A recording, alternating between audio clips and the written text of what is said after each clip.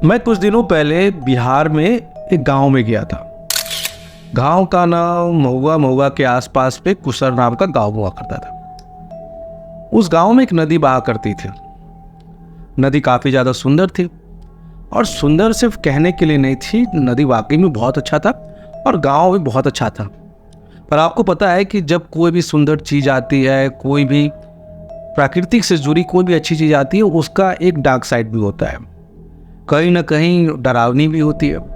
उस नदी के किनारे अक्सर लोगों को डुबाने वाले पनडुब्बा के बारे में कहा जाता है।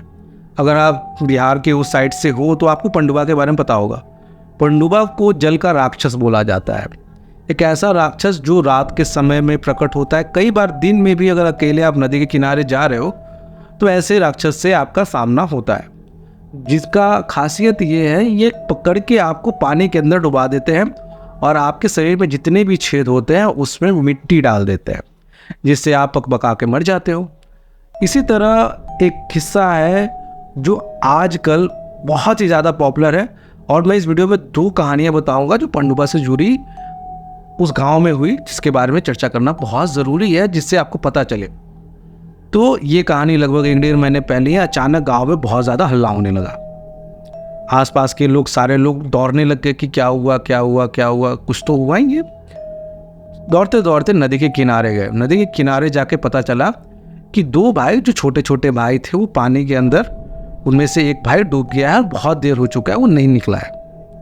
लोग काफ़ी ज़्यादा परेशान हुए। जितने भी गांव के आस पड़ोस के लोग थे वो जा रहे थे और उस पानी में छलांग लगा के उसको खोजने की कोशिश कर रहे थे। जब लोगों से बातचीत हुई, जब पता चला कि आखिरकार क्या मैटर है, अगर क्यों ऐसा हुआ, तो पता चला कि 2 भाई थे। वह संडे का दिन था, स्कूल छुट्टी थी, तो ये लोग नदी किनारे आ रहे थे। खेल क्या रहे थे कि नदी में अपना चप्पल फेंकते थे, और चप्पल फेंकते थे और फिर जाके उसे पकड़ के लेके आते थे। यही सिलसिला चल रहा था। अचानक उसमें से एक छोटा भाई ने चप्पल को फेंका, और जैसे ही वो लाने गया उसके बाद वहाँ से वो डूब जाता है। गाँव वाले काफ़ी ज़्यादा परेशान होते कि कहाँ गया। पूरे नदी को छाना गया कि कहीं भी अगर ऐसा गया होगा तो उसकी लाश मिल जाएगी, पर कुछ नहीं होता है। बहुत देर के बाद वहाँ के जो मुखिया साहब है वो भी आए, पानी के अंदर छलांग लगाया, ढूंढा उना। फिर उन्होंने बोला कि जाल लेके आओ, जाल से खोजा जाए कि बच्चा अगर गिरा होगा तो आसपास के क्षेत्र में गिरा होगा, ढूंढ लिया जाएगा। उन्होंने जाल फेंका। जाल में बहुत ज़्यादा मेहनत के बाद नदी के ही तलहटी पे गहराई में गड्ढा बना हुआ था, उसी के अंदर में उस बच्चे को मिला। जब वो बच्चे को निकाला जाता है तो उसके नाक, मुंह, जितने भी छिद्र होते हैं शरीर में, सब में मिट्टी डाला गया था और उससे उसकी जान ले ली गई थी। सेम किस्सा बिहार के एक और गए जिले में पनडुब्बा को लेके आए थे कि वहाँ पर एक अरुण नाम का लड़का रहा करता था, काफ़ी बहादुर, कि गांव के जितने भी लोग होते थे उन्हें नदी पार कराने का वो काम किया करता था। जितने भी लोग आते थे उनके नाव पे बैठते थे, वो नदी पार करते थे। उस लड़के का आज जन्मदिन था। लड़का 21 साल का हो गया था, तो वो बहुत ज़्यादा खुश था। उसी गांव में उसकी एक प्रेमिका रहा करती थी, और वो गांव के काफ़ी रसूखदार परिवार से वो लड़की बिलोंग करती थी। तो संभव नहीं हो पाता था कि वो दिन के समय में उससे मिल पाए।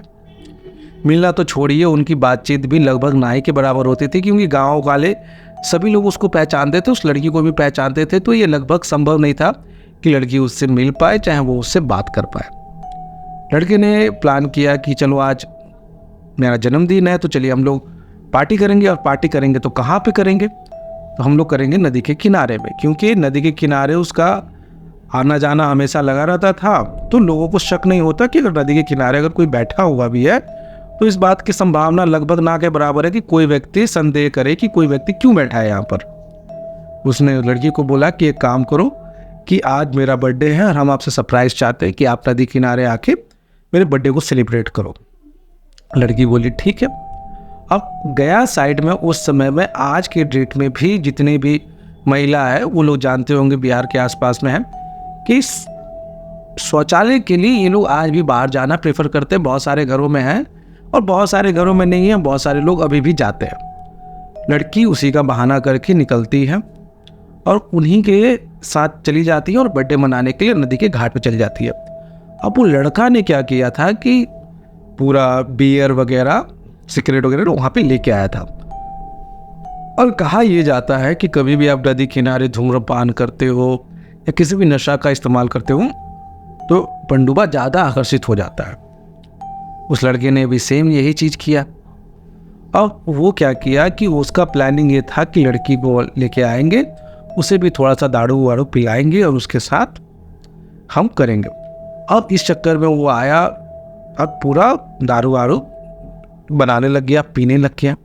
लड़की मना कर रही थी कि वो सुनी हुई थी। देखिए, जितने भी गांव के लोग होते हैं ये सुने ही रहते हैं कि कभी भी नदी किनारे ऐसा कोई हरकत नहीं करना चाहिए या पीना खाना नहीं चाहिए, क्योंकि कहीं ना कहीं गांव वालों ने भी इस घटना को सुना था और उनके मन में भी ये बात थी कि ये चीज़ हो सकता है।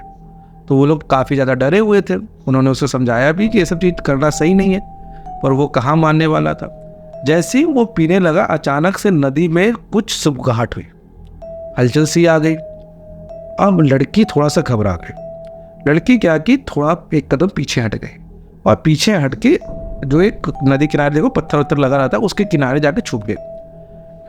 लड़का नशे में, उसे कुछ समझ में नहीं आ रहा है, वो इधर उधर देख रहा है तो नदी से एक जानवर निकलता है पूरा ऐसे करके और वो आगे आगे बढ़ने लगता है। और उसको देख के वो लड़का, क्योंकि नाव पार कर रहा था तो उसे सब कुछ आइडिया था, वो उसके सामने ऐसे सो जाता है और जैसे वो कुछ है ही नहीं वैसे वो बिहेव करता है।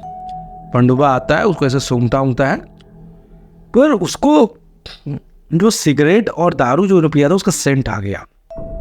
उसके बाद उसको पकड़ता है और नदी में घसीट के उसको लेके जाता है और उसका पूरा शरीर फाड़ चीर देता है और जितने भी होता है जहाँ जहाँ वो मिट्टी विट्टी भर देता है। अब लड़की डर के मारे भागती है घर पे और वहाँ जाके डर के पूरा उसका हालत ख़राब है। वो घर वालों को बताती है कि ऐसा ऐसा चीज़ हुआ है। अब घर की, क्योंकि वो रसूखदार परिवार की थी, तो सबने ये नहीं बताया कि किन कारणों से था, पर तुरंत रात को ही उन्होंने आदमी को जमा किया, चलो नदी किनारे देखते हैं आखिर क्या हुआ। जब वो नदी किनारे जाके देखते हैं तो उन्हें पता चलता है कि उस लड़के की पूरी तरह शरीर को चिथरे चिथरे कर दिया गया है। तो इस तरह की बिहार में कई बार पनडुब्बा के बारे में होती है। आपके क्षेत्र में जहाँ से भी आप रहते हो वहाँ कुछ पनडुब्बा की कहानियाँ होती है या नहीं होती है, प्लीज़ कमेंट करके बताइए, या कि सिर्फ बिहार में ही ऐसी कहानी सुनने को मिलती है।